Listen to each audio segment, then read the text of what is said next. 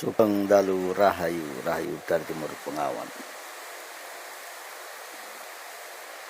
Til gumandil gendewati, cucunya yang. Nah, kali ini yang akan sedikit membagi kedangkalan spiritual itu, ya. Jadi kedangkalan spiritual itu akan Eyang bagikan kepadamu. Nah, nanti engkau yang akan mencoba berpikir dengan kesempurnaan logika, kesadaran spiritual, apakah yang dibagi ini dangkal atau tidak. Itu yang balikkan ke pendapat cucunya Eyang. Sedikit singkat gambaran ketika Eyang berkunjung ke candi-candi. Jadi Eyang kan suka berkunjung ke candi-candi, mengagumi peninggalan dari sebuah kemegahan bangsa beserta peradabannya. Karena itulah yang ditinggalkan oleh bangsamu. Ya. Apa yang ditinggalkan oleh nation, kebangsaanmu itu? Kenangan, memori. Nah, memori ini yang katakan memori yang tertulis, menggunakan aksara Pancabuta, bukan panca aksara, tapi Pancabuta. Apa itu Pancabuta? Simbol. Ya kalau yang lainnya ya nggak tahu. Ya, ini hanya dari kedangkalan spiritual Eyang. Pancabuta itu adalah simbol.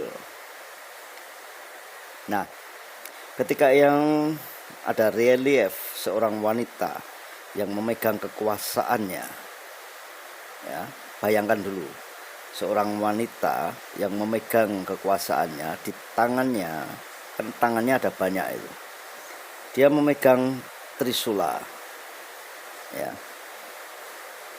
Dia memegang cakra. Lalu di kakinya dia menginjak kerbau. Di kanan kirinya ada Asura atau iblis yang mencoba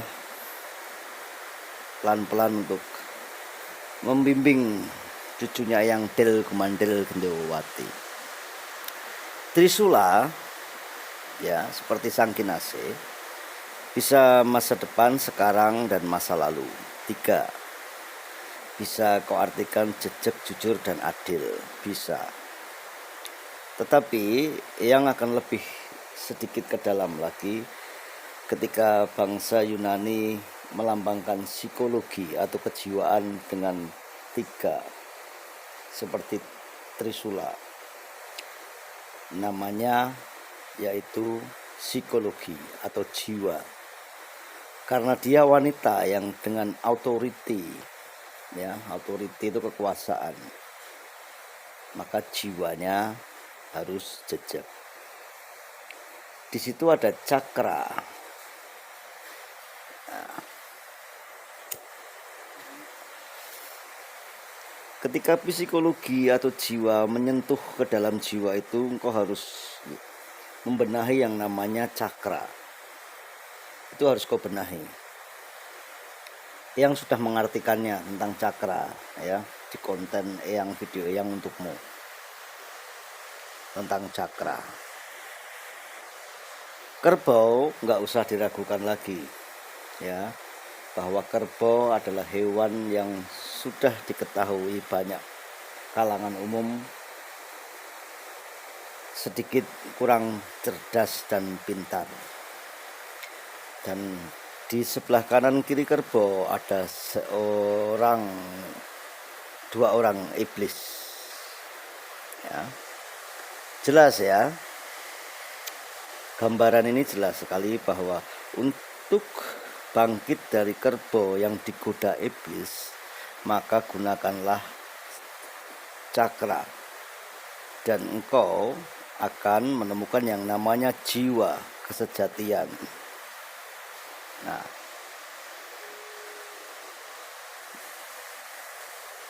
kenapa Eyang berpikir bahwa sang pinilih itu cerdasnya melebihi Eyang kalau Eyang dangkal? Ya, karena dia mempunyai genetik, DNA leluhur, mitokondrianya berbeda dengan kita. Seorang leader, pemimpin yang memunculkan dirinya sendiri. Jadi sebenarnya tidak ada dipilih. Kalau dipilih, ya itu bisa keliru. Ya. Nah, cucunya Eyang kepingin engkau seperti sang pinilih, di mana engkau bisa memunculkan dirimu sendiri utuh tanpa kurang apapun. Jarang-jarang orang bisa berpikir dengan logikanya, nalarnya, kesadaran spiritualnya untuk memaknai sebuah pancabuta itu tadi, simbol itu tadi. Nah, seperti layaknya ketika engkau berpikir tentang bakteri, virus, kuman, di mana kuman itu, bakteri, virus akan meninggoy atau binasa atau musnah dengan sinar matahari atau bopo angkoso. Bopo angkoso, sinar matahari inilah yang memproteksimu. Sel-selmu diproteksi oleh bopo angkoso melalui sinarnya. Bahkan sinarnya bertemu dengan oksigen membentuk atmosfer bumi, melindungimu dari benda-benda yang menakutkan di luar angkasa itu. Pernahkah engkau berpikir seperti itu? Pertanyaan Eyang kepadamu, Del Gumandel Gendewati dan Silpringsil. Jawabanmu belum, Eyang. Bagus, teruskanlah, karena engkau akan diinjak seperti pancabuta, seorang wanita yang menginjak kerbau. Dan engkau akan terus digoda oleh yang namanya iblis atau asura.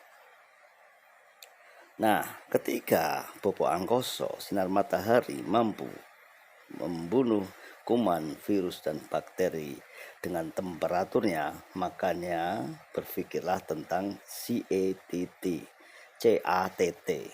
C-nya chemical, A-nya action, T-nya time, T-nya lagi temperatur. Hanya temperaturlah yang mampu memusnahkan mereka sebelum mereka memusnahkan sel tubuhmu. Ya, temperatur. Nah, temperatur itu biasanya digunakan oleh chemical. Apa itu chemical? Kimia. Misalnya pembersih lantai, macam-macam ya. Karena itu mampu menyentuh temperatur tertentu sehingga engkau bisa bilang bahwa itu asid.